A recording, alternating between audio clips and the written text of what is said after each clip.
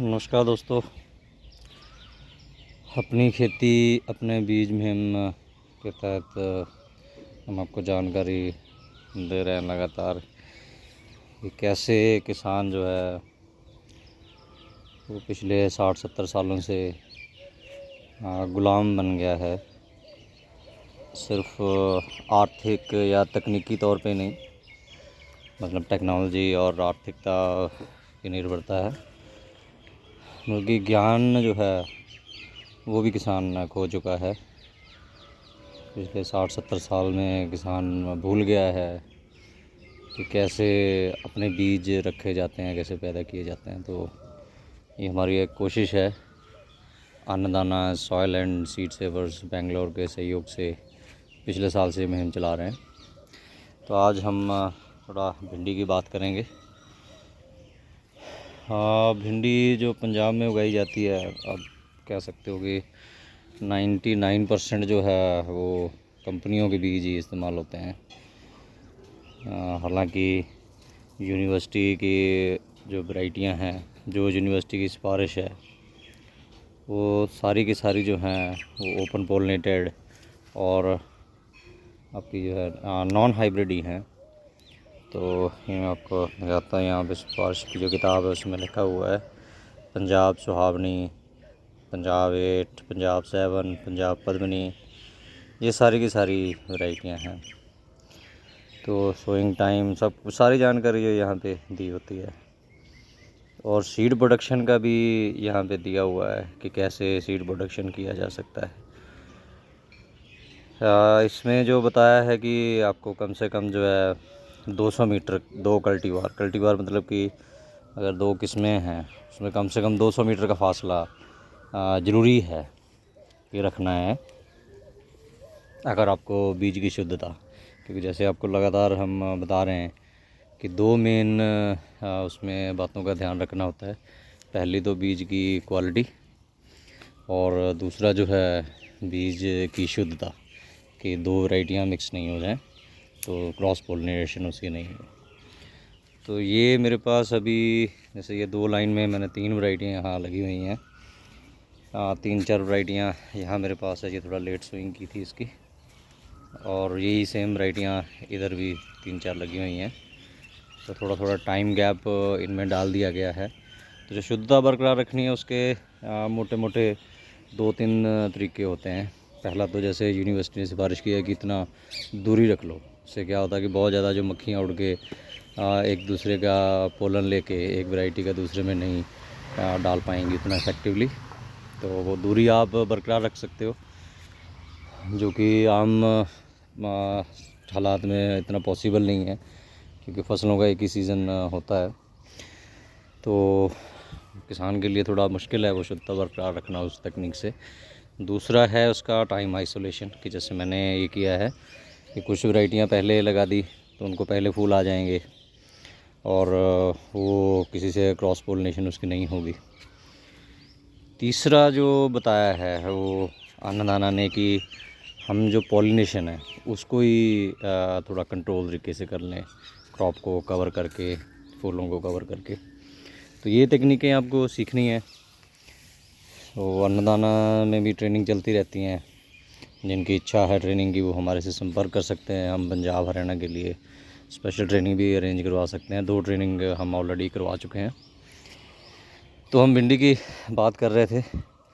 तो ये एक किस्म है, ये असम जाइंट। तो नाम से ही साफ़ है कि ये असम की किस्म है। तो किसान ज़्यादातर कहते हैं, जब भी मैं बात करता हूँ कि बेंगलोर कि वहाँ की जो भिंडी है, फसलें हैं, सब्जियां हैं, यहाँ कामयाब नहीं होंगी।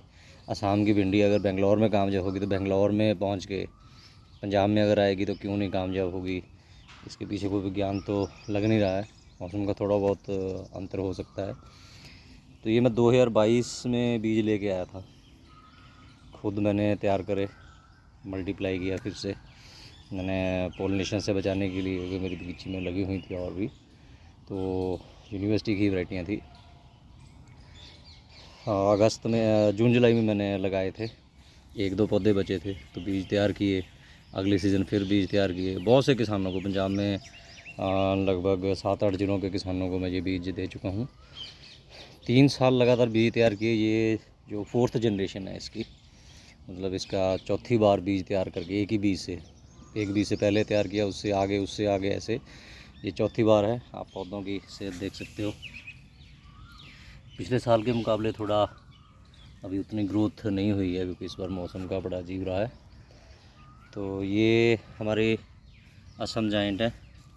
ये एक वैरायटी है डबल कलर। ये 2 रंग की भिंडी होती है, हरी और थोड़ी सी लाल इसमें होती है। ये यहाँ पे तीसरी किस्म है, ये लॉन्ग एंड सिलेंडर। तो भिंडियाँ इसको लगनी शुरू हो गई हैं थोड़ी थोड़ी। आज हमने तोड़ के टेस्ट भी किया है। अभी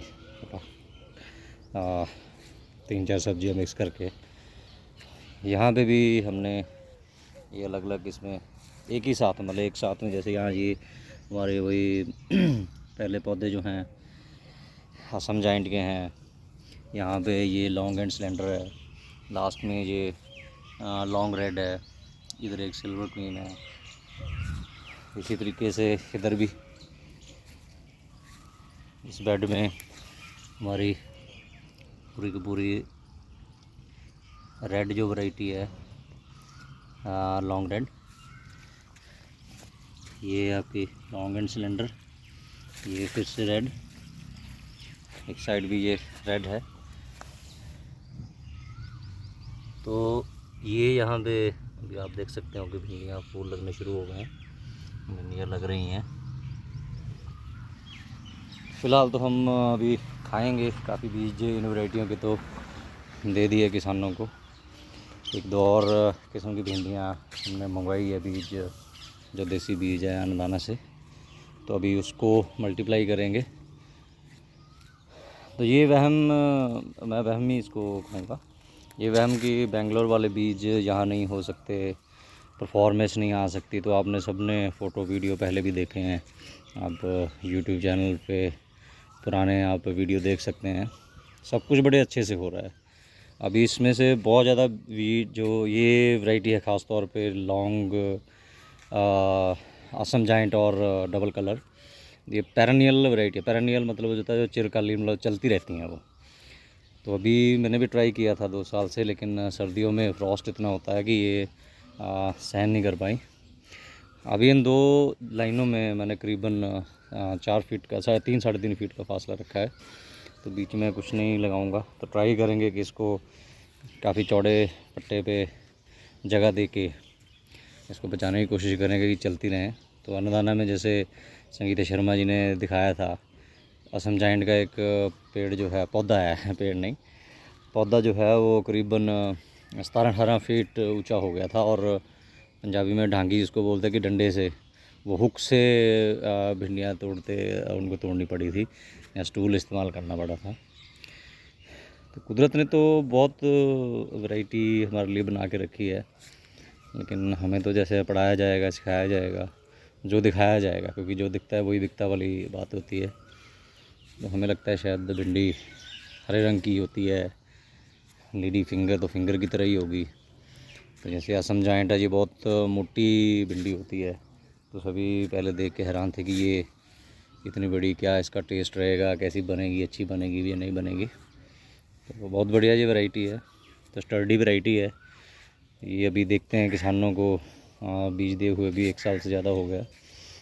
तो कुछ किसानों ने पैदा भी किए होंगे, कुछ किसानों ने फ़ोटो में दिखाया भी है कि उनका बीज जो है वो अपना कुछ ना कुछ बनाया है उन्होंने। बाकियों के भी, इसके लॉन्ग एंड सिलेंडर के भी बीज दिए हैं कई किसानों को। तो वो भी अभी तैयार कर रहे होंगे।